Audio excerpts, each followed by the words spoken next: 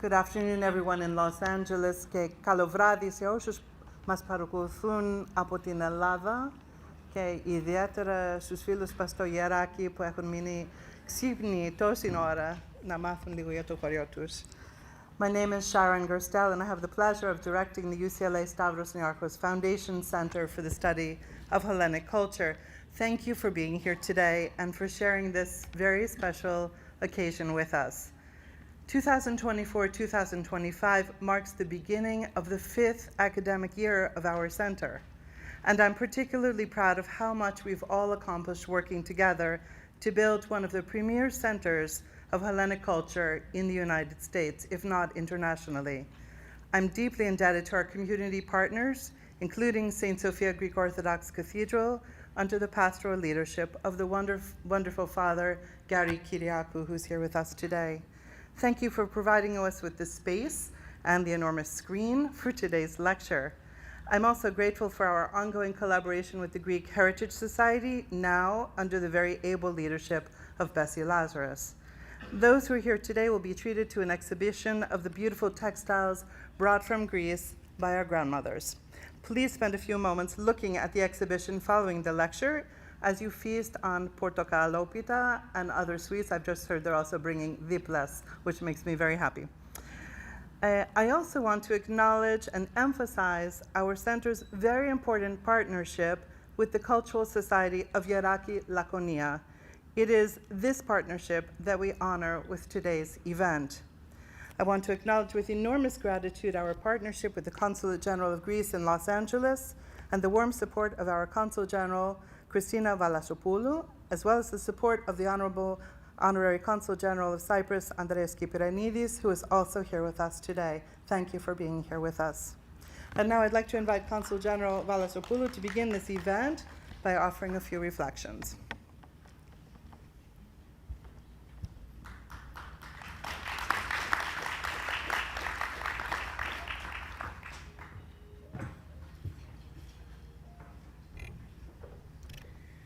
Καλησπέρα σας. I would like to ask your permission to open in Greek, γιατί θέλω να... πιο κοντά στο μικρόφωνο.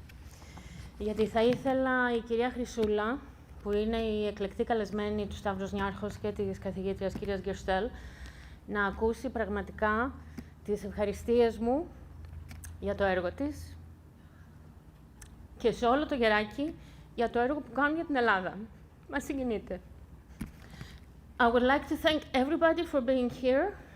This is a very important event when you have Greeks like Kyria Chrysoula and non-Greeks who feel Greek to the bone, like Professor Gerstel, to work together, to advance, to promote, to showcase the best of the Greek culture and heritage.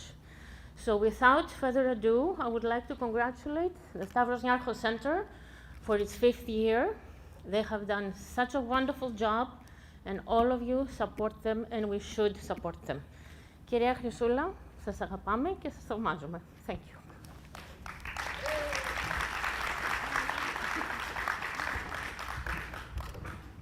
Θα αρχίσω να κλάψω και εγώ. Thank you so much for your kind and I would say very touching remarks. Critical to the success of our program is the ongoing and strong support of the Stavros Niarchos Foundation and the Dean of Humanities at UCLA, Dr. Alexandros Stern. I would like to express my appreciation to the staff of the foundation and to the Dean for supporting this initiative, which moves the work of the university into the community, an approach to local, national, and international partnerships that is unique among Hellenic studies programs in the United States. As our center reaches a milestone year, we are undergoing a number of changes. We welcome our Associate Director for this academic year, Professor Michael Cooperson, a specialist in the literary and cultural history of Southwest Asia in the pre-modern period, of Greek descent on his mother's side. Professor Cooperson is teaching the Advanced Modern Greek Language class this quarter and will be participating, and you'll see him, at a number of our events, particularly in the fall and winter terms. Our faculty advisory board includes Professors Arion Hadzioannou, who's here with us today, who continues to chair the committee, Ioana Kakuli, who generously served as acting director last year while I was on sabbatical, and Catherine Morgan, Joan Palevsky, professor of classics. Two of them are here with us today, Catherine and Arion, if you could raise your hands. And this year they will be joined by Ippolitos Kalophonos, assistant professor in residence at the David Geffen School of Medicine, Center for Social Medicine, and the UCLA International Institute, assistant professor of art David Schneller, a new and wonderful hire who focuses on Greek archaeology, senior continuing lecturer in statistics and data science Nicholas Christou is here with us today, and assistant professor of classics Ella Hasselzwerd.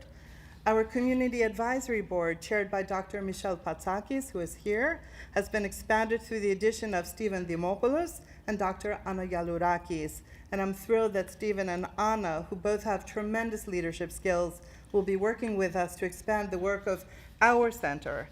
Both of these committees play an important role in budgetary oversight, the selection of fellowship holders, advising the center director, and community outreach. I'm very grateful to all of these people who give up tremendous amounts of time to chair and serve on these committees. Thank you to all of you.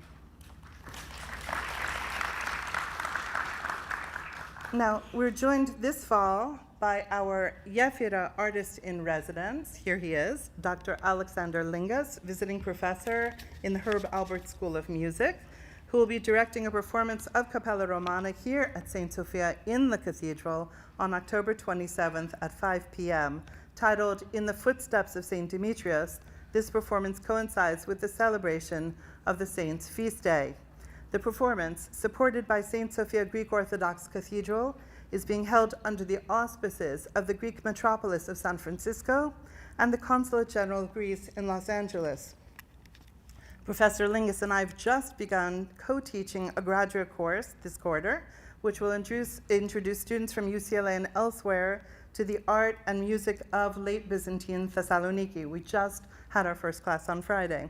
The Capella Romana performance and Professor Lingas's residency are generously supported by Yefira and the Stavros Niarchos Foundation, but additionally by the new Mary Kalfas Janos Endowment, the Peter J. and Caroline B. Kaloyeras Arts Fund, Dr. Michel Patsakis, and many other generous sponsors from the community. And I sincerely hope you will all be able to attend a performance that's the premiere and will be an amazing, amazing event. I would like to encourage everyone to read our newsletter for updates about the center and consult our website for upcoming events and information. Critical to the success of our mission is the center staff, and I would also like to take a moment to thank them today and ask them to stand up. Our Assistant Director, Kathy Sanchez, who's sitting at the table over there, not wanting to stand up. Our Program Manager, Nikki Adinakis, and our Media Assistant, Maria Elena Lambrianidis. Without them, we would have no center. And now, I'd like to introduce you to a special guest who has flown to Los Angeles from Geraki, Laconia.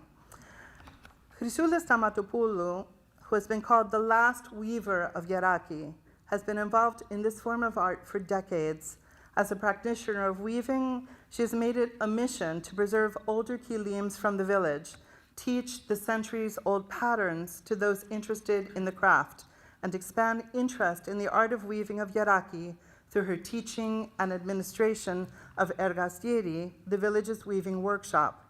Students at UCLA have had the pleasure of working with Mrs. Stamatopoulou over the last 2 years, and she's been an active partner in the publication of the village's Kilims and in our mapping of houses of Geraki. And I will have much more to say about these after her presentation. Mrs. Stamatopoulou will be demonstrating weaving on the vertical loom following this lecture, but even before I begin, I would like to ask her to come up to say a few words about the village, its weaving, and their plans for the future. Sofia Pituli, a PhD student at UCLA and co-editor of the Weaving Dreams catalog, will translate for her. Chrysoula.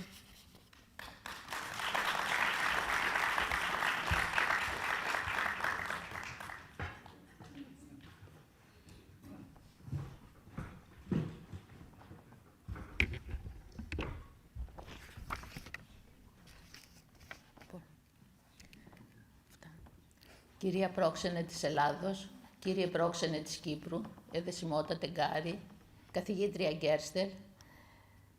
Κάτσε γιατί τα έχω και χάσει τώρα. Καλημέρα σας και καλό βράδυ στην Ελλάδα, κυρίες και κύριοι. Θέλω να ευχαριστήσω τον κύριο Γιώργο Κολοβό, την κυρία Τίνα Κολοβού,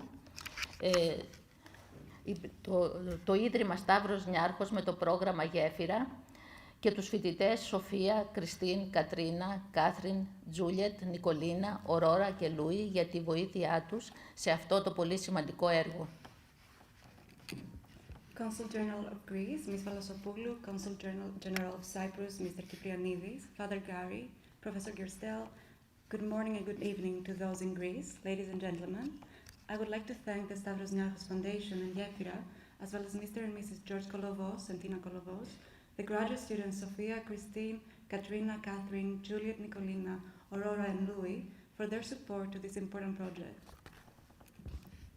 Έχω έρθει από ένα χωριό της Λακωνίας, το Γεράκι Λακωνίας. Έχει 1.500 κατοίκους και 500 περίπου σπίτια. Εγώ την υφαντική την ξεκίνησα όταν ήμουνα 20 χρονών, κατόπιν από προτροπή του πατέρα μου, να κάνω μια δουλειά μέσα στο σπίτι για να βοηθήσω στο οικογενειακό εισόδημα. Πράγματι, μετά από την παρότρινση, πήγα σε μια εξαδέρφη μου που ήταν ταλαντούχα υφάντρα και εκεί εκπαιδεύτηκα. I come from the Laconian village of Geraki, which has a population of 1,500 people and approximately 500 houses.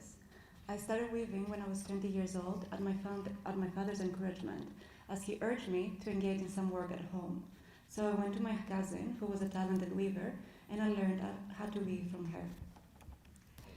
Το 2019, ένας αρχαιολόγος και συντηρητής έργων τέχνης από το Γεράκι, ο Νίκος Γιάννης, που είχε μεγαλώσει μέσα στο σπίτι του με τον αργαλιό, γιατί ήφαινε η μητέρα του και οι αδερφές του, με πλησίασε για πληροφορίες για την υφαντική τέχνη, για να ενταχθούμε στην άειλη πολιτιστική κληρονομιά.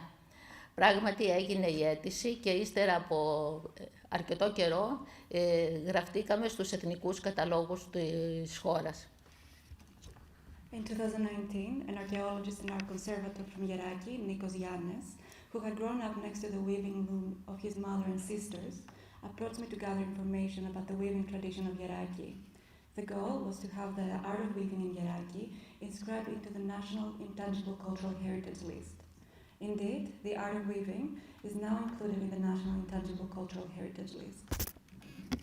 Το επόμενο βήμα μας ήταν μαζί με το Διοικητικό Συμβούλιο του Πολιτιστικού Συλλόγου Γερονθρών, ο οποίος μας στηρίζει σε όλες αυτές τις προσπάθειες, να ζητήσουμε χρηματοδότηση.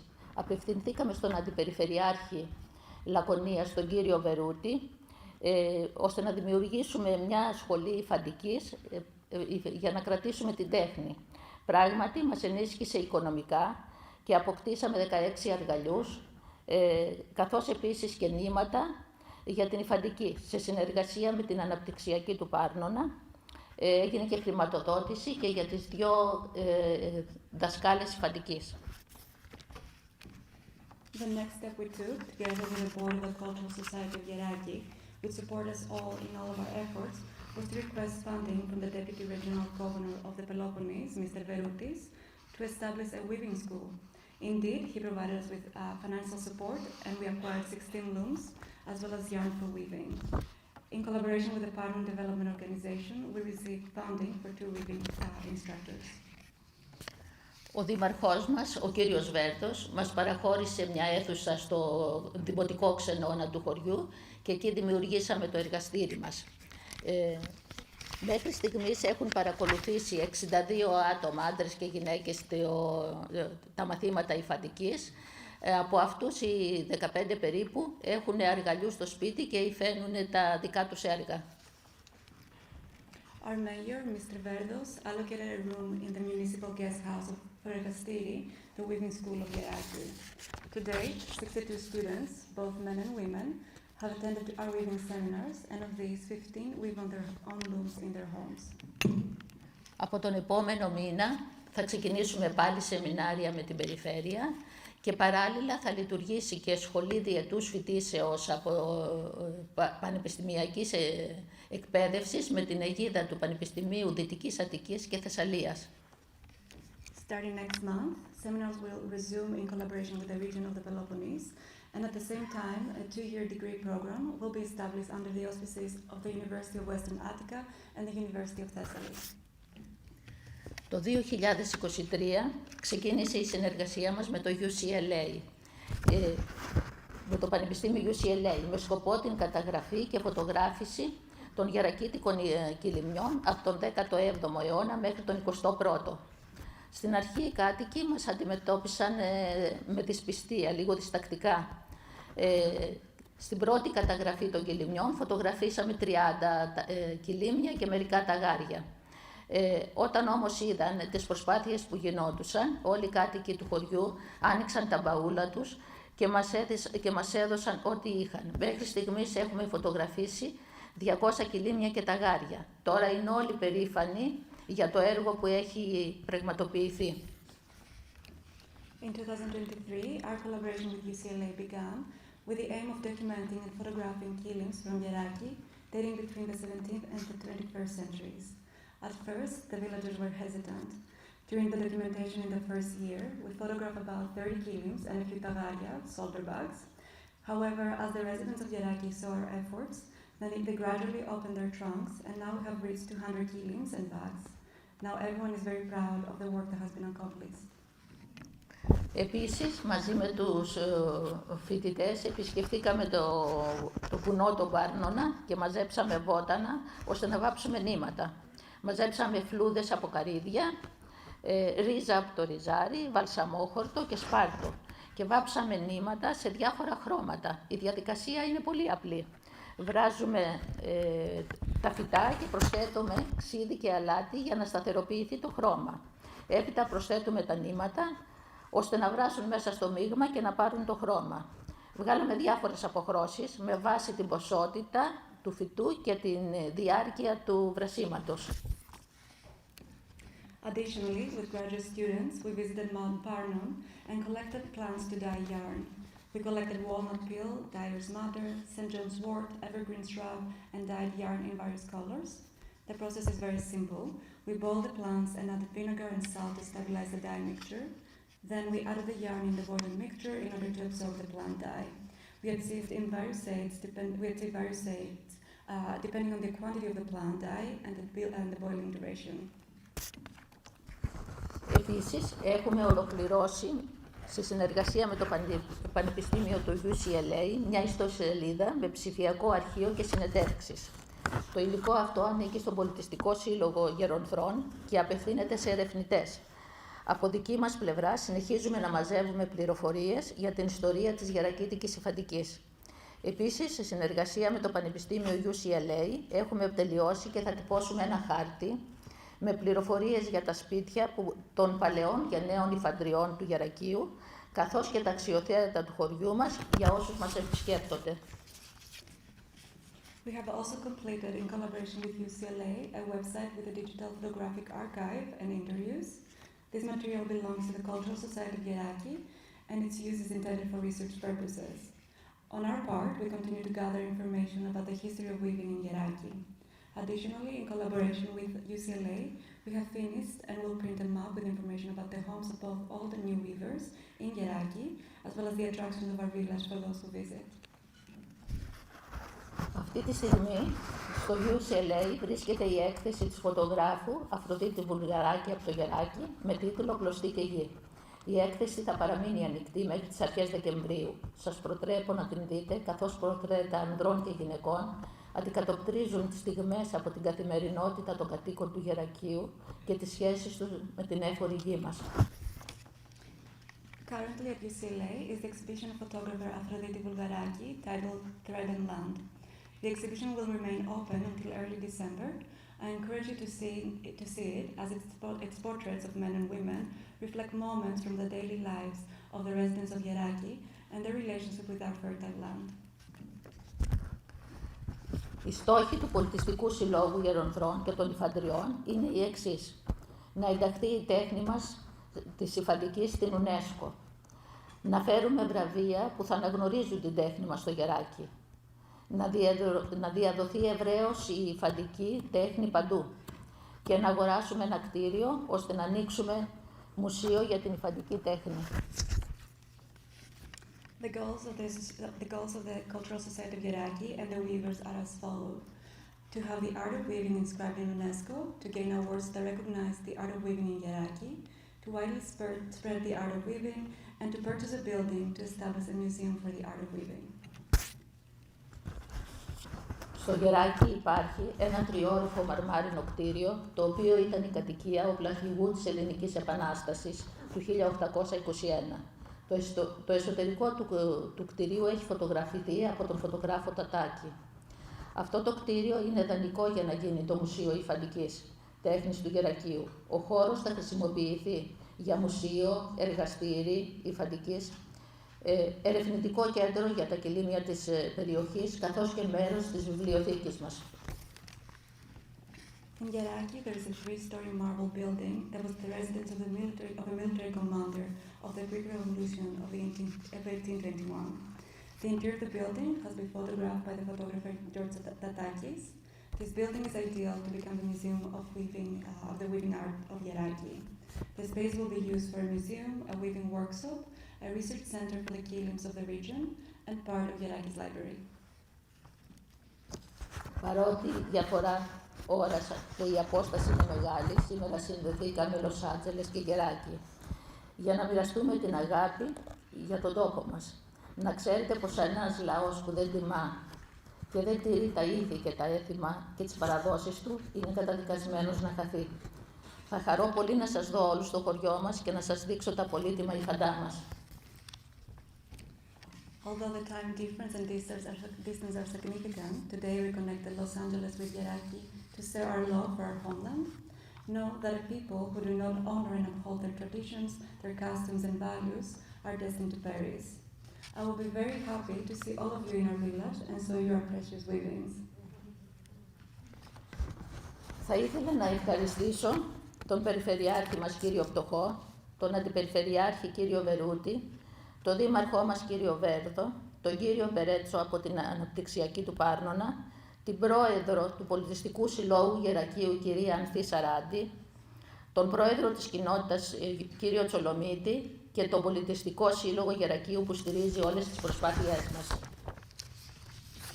I would like to thank the Regional Governor, Mr. Ptochos, the Deputy Regional Governor, Mr. Veroutis, our Mayor, Mr. Verdos, Mr. Berechos from the Partner Development Organization, the President of the Cultural Society of Geraki, Mrs. Sarandi, the President of the community, Mr. Cholomitis, and the Cultural Society of Geraki that supports all of our efforts. Τέλος, θα ήθελα να προσφέρω μια τιμητική πλακέτα στην κυρία Γκερστέλ για τη βοήθειά της. Σας ευχαριστώ που με ακούσατε.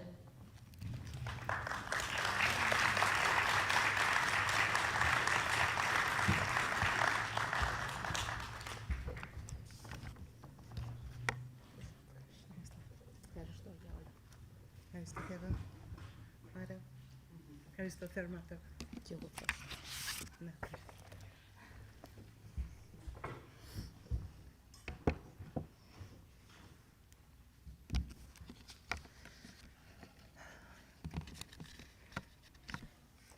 Mario, if you can turn the lights down now.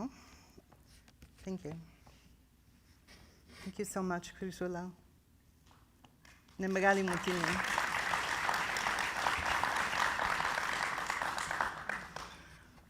I want to invite you to think collectively with me this afternoon about overlapping layers of space and time. My focus is the village of Geraki, nestled in the rolling foothills of Mount Parnon and facing the imposing height of Mount Taygetos. Parnon and Taygetos, female and male mountains, as the locals characterize them, embrace this very special place, and understanding the place of Geraki is critical to understanding the village and its history. Geraki, or Geronthres, was in the ancient and medieval periods sited on major routes that connected Sparta to the Malaya Peninsula, the location of Monovasia. Roads from Geraki further connected to the village of Yithio, the ancient port of Sparta, and connected today to Skala, the modern seat of the municipality of Evrotas. Through the so-called Road of 100 Days, Geraki stretches upward toward Kosmas and Leonidio in Arcadia, and through forest routes reaches toward Dzidina, Vamvakou, Vrestana, and Karies to the north. These routes brought travelers and merchants to Geraki's markets and created over time strong networks of neighboring families through marriage. I began my career in Geraki, starting in my early 20s, research on a dissertation about the Church of St. George, located at the uppermost point of the medieval Castro. I ascended to the church daily on the back of a donkey, a feat that is still remembered by some of the villagers. This 14th century church, like many in Geraki, manifests woven layers of history.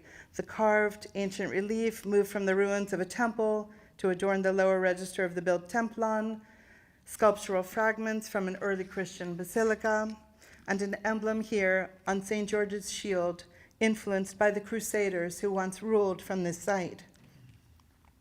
It has been an absolute delight to return to Geraki at this stage in my career and in the company of my students, and to be welcomed into the fabric of the village, and so my personal and professional path also connects the village to Los Angeles and to our community, an outcome of Yefira, the bridge established between the Stavros Niarchos Foundation between Los Angeles, Vancouver, and Greece.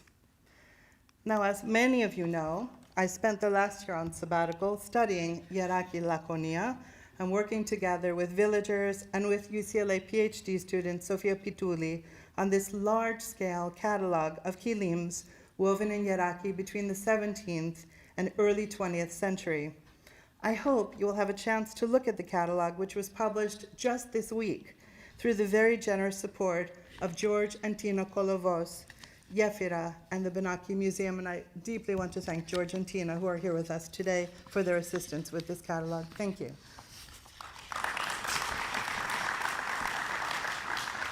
In fact, you are the first people to see this catalog. The people in the village haven't even seen it yet. All proceeds from its sale will benefit the weavers of Geraki and the Benaki Museum, which will host an exhibition of Kilims from the village in spring 2026. Now, unlike other villages in Greece known for weaving, Geraki has an ancient and medieval history of weaving, a continuous tradition layered like the ancient and medieval stones and paintings in the Church of St. George that I studied, and one that roots the present deeply in a past and in a place. Dutch excavations have found ample evidence of weaving in the Acropolis crowning the village, which contains, built on other layers, a settlement of the late classical Hellenistic period. Here, the discovery of a large number of loom weights indicates that women wove textiles for domestic use. The pierced loom weights held steady the warp threads on a vertical loom at which the women stood or sat. This is the kind of loom where Homer situates Penelope, who wove and unraveled as she awaited the return of Odysseus, here imagined on a fireplace painted by the contemporary New Zealand artist Marion Maguire. I'm very pleased that we're joined today by Dr. Elizabeth Langridge-Noti, a member of the team of archaeologists working in Geraki. Maybe you can raise your hand so people can talk to you later. Sitting there. But the study of weaving in Geraki continues in the medieval castle, where excavations by the Ephoret of Antiquities uncovered a 14th century textile workshop and instruments used in cloth production, dyeing, and finishing, likely for both domestic and commercial use.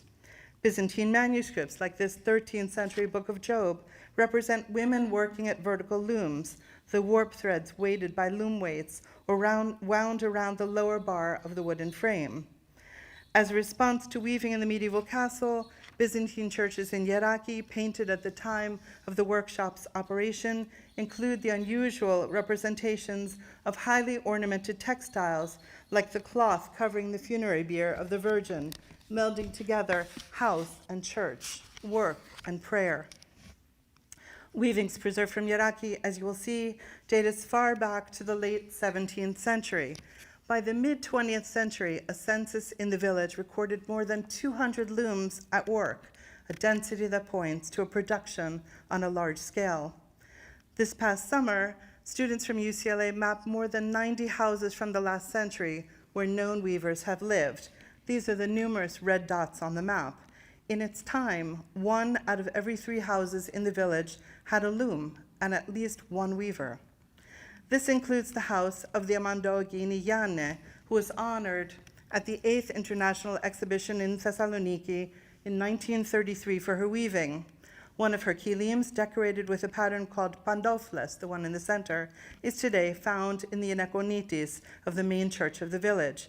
The second, on the left side of the screen, with a pattern known as calligraphia, is today in a private collection. A member of a large family, the Amando, who died in 1999, taught many women in the village to weave. In this photo, the Yannes family poses with the prika, the display of the dowry of Yoria Yanne, who married Dimitrios Tsamalis. 4 of the women in this photo, all from the same family, were known weavers. Standing next to the Amando is her sister-in-law, Pota Fazmulu Yanne, who produced many kilims for the village and for export even to the United States. And I'm very pleased that Mrs. Yanne was able to see an early draft of the catalog. Thus, the density of the houses with looms tells us about the importance of the craft and the importance of female weavers in the village, where textiles were produced for the home and for the market. In other words, women like Pota sustained their families economically, and by extension, sustained the village through this craft. The looms for which Geraki is known, like those of ancient Penelope or the Byzantine weavers, are vertical. Their large size, many of them, like the ones on the screen and the ones on which the Amando and Pota worked, are up to 4 meters in width and could accommodate several weavers working together, sisters, mothers and daughters, or neighbors. The looms are made of wool sourced by local carpenters from Mount Parnan. And the mountain also produced the plants, as you've heard, used to make the vibrant dyes. Sheep and goats raised in the fields surrounding the village produced the wool, which was processed for weaving by the women. So when we look at weavings from the village, like the 2 sides of this bag decorated with butterflies and a bee, the agents of pollination, we envision a place, Parnan, and consider the sustainable practices of the past, which we are only now just embracing. The kilims of Geraki were well known, especially those woven for dowries. Weavers from Geraki garnered awards in Vienna in 1873 and in national competitions. A young weaver named Katarina would note some girls would win prizes from Queen Olga for the prettiest rug. They would take them to Athens, show them at an exhibition, and then the queen would give them prizes. What may be unknown to you is that Queen Olga, pictured here with her court, established a school of weaving in Athens to instruct girls and older women in the craft. We find kilims from Geraki sent far outside the village's commissions, which may account for their presence in Dimitsana, Arcadia, Patras, Athens, and even further afield.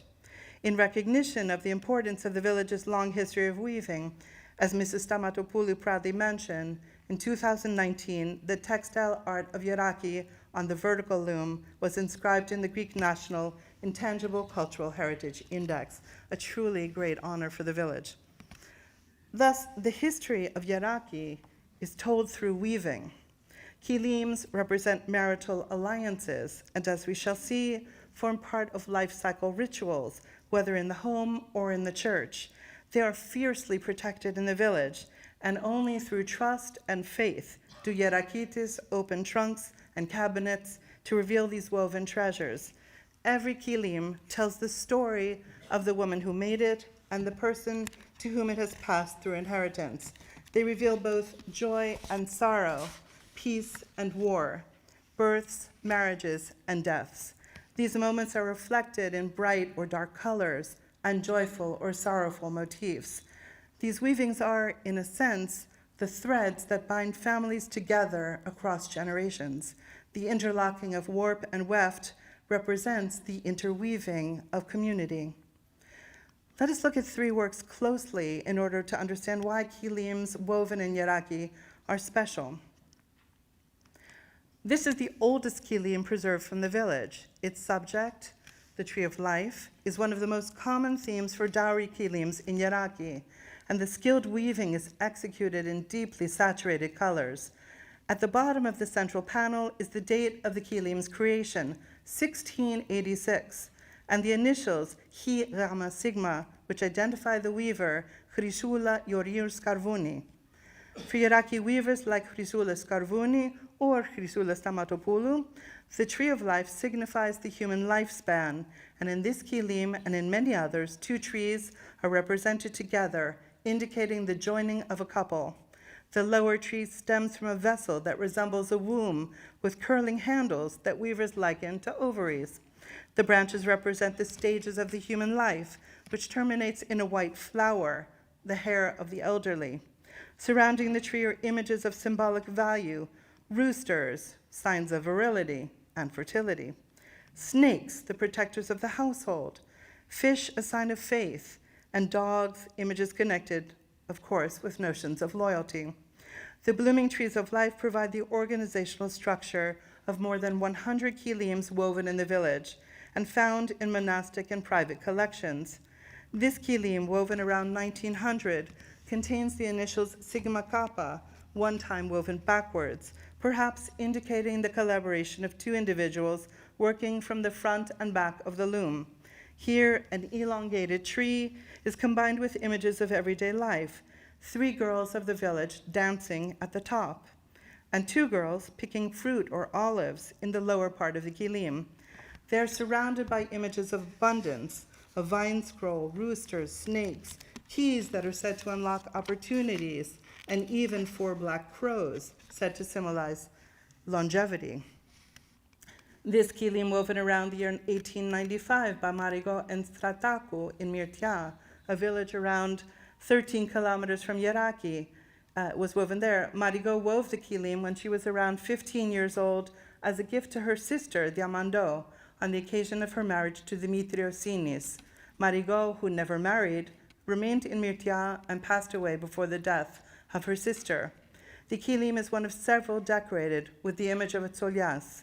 The dark-haired musician with his prominent mustache wears the traditional costume, a vest, fustanella, and tasseled tsarouchia.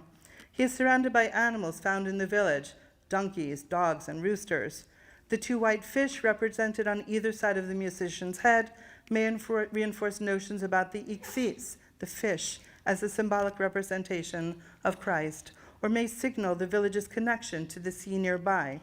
Note that the musician, like the dancing girls on the previous kilim, wears a cross around his neck. Weddings in Geraki were an occasion for the community to gather in the platea to dance, and you can see that the musicians hold very similar instruments to that held by our woven gentlemen, and thus the kilim also evokes the sounds of celebration.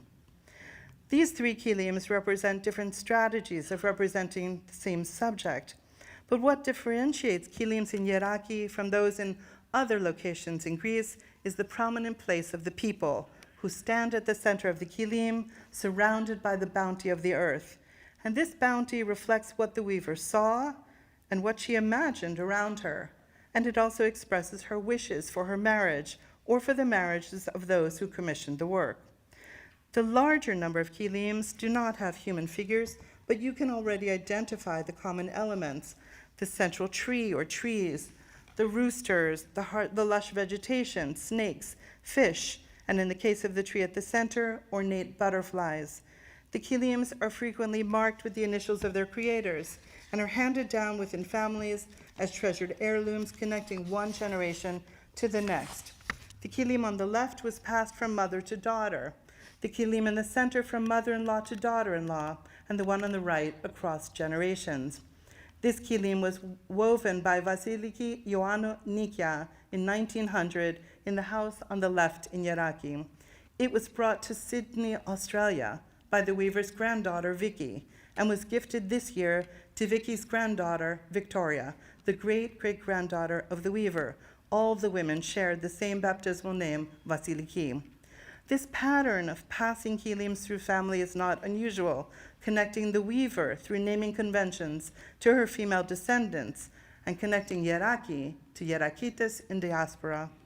This week, just this week, we were contacted by a Gerakitisa who lives in Argentina after she saw that the book had been published. This is the kilim woven by her grandmother, Theophani Calomiri, born in 1874. Theophani gave birth to 7 children but died of Spanish flu in 1918 when her youngest child, Zoe, was only 1 year old. According to the journal of the village doctor Sotiris Alexandrou, the flu in this year claimed the life of more than 25 women, most of them young mothers and many of them nursing infants. The kilim, now in the hands of a Gerakitisa in Argentina, embodies this story of sorrow, but also one of resilience. So important are weavings to the identity of Gerakites that once a year, at the Festival of the Migrant in August, kilims are suspended from the balconies of the village houses to welcome back the descendants of those who left Geraki for the United States, Australia, South Africa, and elsewhere. Now, equally common in Geraki are kilims woven with a pattern called sun. These too are frequently marked by the initials of the weavers and often with the date of production. The color contrasts and designs create the impression that the sun is pulsating off the surface of the kilim. For the weavers, the sun is the sign of renewal. The pattern is found on kilims and on tagaria, bags used to carry prados, or to hold pitas used in wedding celebrations. Often the same weavers are responsible for both, using leftover yarn for the kilims to weave the smaller bags, as is likely the case in these works woven for Ana Christou Kondu around 1890. I've touched on the creation of kilims for dowries, and this was undoubtedly one of the greatest commissions for the family and for orders from those outside the village. Dowry contracts mention kilims as part of the household items, and you see one on the screen, contributed by the bride's family to the marriage, a topic that has been studied by Michalis Sovolos.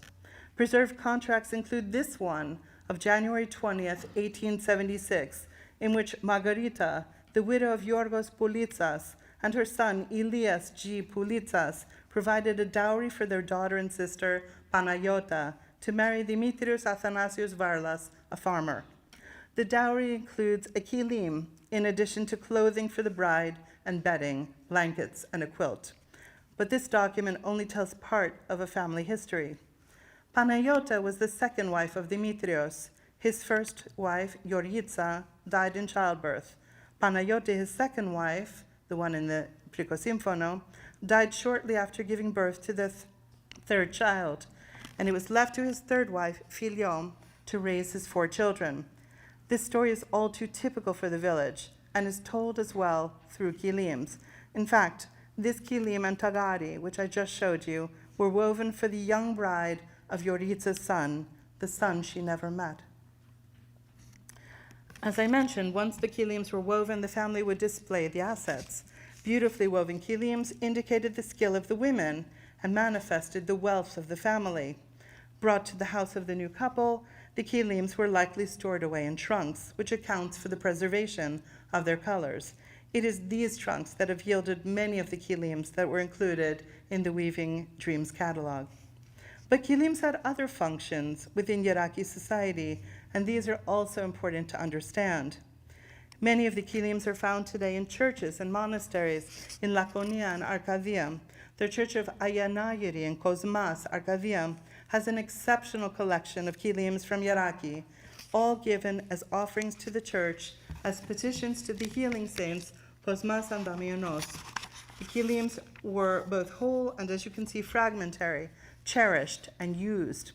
Similarly, the Monastery of the Holy 40 Martyrs near Chrysafa houses an impressive number of kilims from Geraki, the gifts of those petitioning the martyrs, saints of regional importance. And I'm very grateful to the monks for sharing their kilims with me and for allowing us to include them in the catalog and exhibition. Kilims from Geraki are found throughout the monastery, including many woven with the so-called plakaki pattern. This kilim, woven in shades of green and red, is found today in a reception room, and this one is today in the cell of a monk. The monastic community recognizes the importance of these works and sees them as part of a mandate to protect the region's cultural patrimony. Within Geraki, kilims are also regularly given to the church as votive offerings, to the Church of the Chemises on the left, and to the Church of St. Nicholas on the right. Indeed, the kilim on the right was gifted after the owner had a dream in which St. Nicholas appeared to her and requested that she give the weaving to the church. Within churches, kilims are regularly placed under proskinitaria, as here in Prophetis Elias, or under the epitaphios. They find a place at vigils over the deceased, where the coffin is laid over a kilim, the tangible connection to the hands of the family, the last embrace before burial. Thus, linked by ritual to marriage, ceremony, and death, the kilims are interwoven with the lives of pious individuals. Many are given to churches to remember the names of the weavers, thus tying together identity and memory. The testimony of traditional weavers in Geraki assists us in further understanding cultural beliefs about weaving and the position of women in village society. In interviews I conducted with weavers in Geraki over Easter, the women testified that they do not use the loom on Sundays or during Holy Week. Moreover, it's not their practice to weave on the feast days of certain saints, in particular George, Demetrius, and Catherine. These traditions, according to the women, were passed down from their grandmothers and from their grandmothers before them. And when I asked them why they don't weave on these days, the simple response was, "Denkani." It's not allowed. For me, a specialist in Byzantine monumental painting, these observations were illuminating. For a societal concern about weaving on holy days is manifested in Byzantine scenes of the Last Judgment.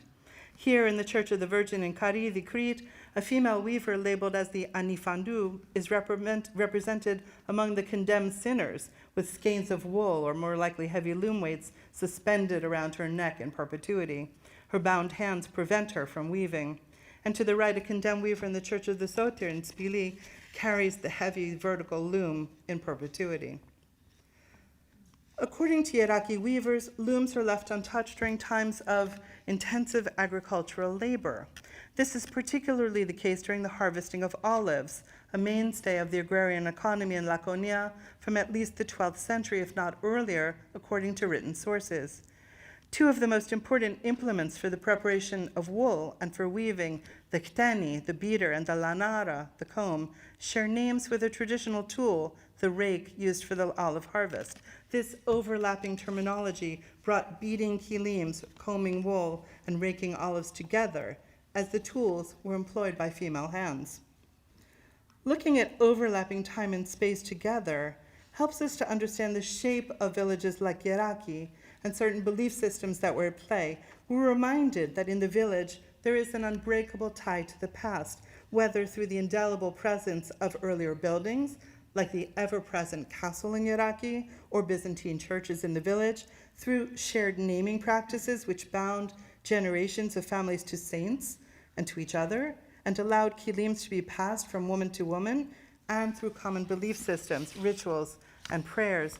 In Geraki, as in many rural settings, the church is interwoven with village work, whether at the loom or in the field. In villages like this one, the church serves as a community archive, preserving the names who worshipped within it and were buried around it, keeping records of abundant harvests, droughts, earthquakes, or invasions, and housing textiles made by female hands and offered to the saints. And I want to just show you one church from Geraki to explore this connection even further. One enters the small church of St. John Chrysostom, painted in circa 1300, through the words of the early 4th century Price Edict of Diocletian, inscribed on stones that form the jambs and lintels of the main entrance, stones that were once set up in the ancient Roman marketplace described by Pausanias. Easily legible, the inscription to the right side of the door fixes prices for different qualities of linen, while the left refers to leather prices. Inside the sanctuary, the back of the templon screen, something we all would never seen but was visible to the priest, is covered with lines imitating a woven textile, a reference to the temple veil, but also an acknowledgement of the importance of weaving in the village. The church is filled with the names of Yerakites, the priest and Cartophylax Christopher, who died in 1450, and an anonymous supplicant who asked the archangels for mediation in the Last Judgment.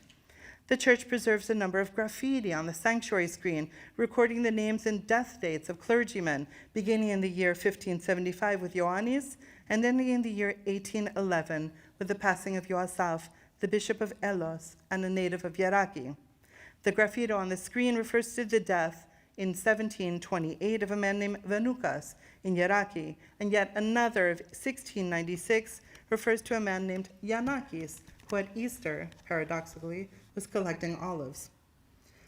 Located adjacent to the Katovrisi, the lower fountain in the village, which looks very different from today, from what it was in this photo of 1904, the land surrounding the church became in time a meeting place for the weavers, who needed the water from the adjacent source to dye and wash wool. The neighborhood around the church became known as forques, a reference to the forked poles used by weavers to suspend and dry their wool. The weavers used the ground surrounding the sacred space for the ritual production of kilims, entered through inscribed words referring to cloth, and surrounded by the activities of female weavers. The church holds within it the memories of generations of Yerakites and Yerakitises. Now, as you might imagine, Geraki, with its beautifully painted churches and woven textiles, has always attracted the attention of visitors from outside the village, and these visitors add important layers to its history. In 1936, the painter Fotis Kondoglou would visit Geraki, describing its castle in a beautiful text that formed part of his book, Gastrologos, and you see on the screen the book written in his own hand and a drawing he made on the right of paintings of the houses, and other paintings are preserved of the castle. He sketched the saints on the walls of the village churches, including this image of Aie Eleni in the Church of St. John Chrysostom. And like Kondoglou, another famous artist of his generation would also look to Geraki, but this time to its woven history. In the early 1930s, Kondoglou and his student, the well-known painter Yannis Saroukis, were engaged in a large project to catalog through drawings and paintings models of folk art to form an archive that would inspire new objects and furnishings to be manufactured and sold by the Greek Arts Société Anonyme. Tsaroukis, 21 years old and a student at the School of Fine Arts in Athens, worked on the project from 1931 to 1934, producing 53 watercolors of ceramics, house interiors, and textiles, including a tagari, or shoulder sack, from Geraki. And you see a nearly identical tagari from the village, woven in circa 1910. The appreciation of these artists for such works had an enormous impact on the development of Greek modernism, as painters, sculptors, and architects sought what they thought to be authentically Greek, the art of Byzantium and the art of the village. Ladies and gentlemen, I hope what I've given you this afternoon is a very brief introduction to the art of weaving in Geraki, to the women who wove, and to the long history of this important village. I could speak for hours more, but I won't. Which now, through the agency of the Cultural Society of Geraki and the support of the mayor of Evrotas and the district governor of the Peloponnese, is rebranding itself as a center of the art of weaving. But I also hope to have shown you that the study of weaving in a single Laconian village is much more than an analysis of threads and patterns. Every kilim tells a story. And I feel very blessed, as do my students here today, Sophia, Christine, Luis, and Katrina, that the residents and the Cultural Society of Geraki have entrusted us with telling these stories. Thank you.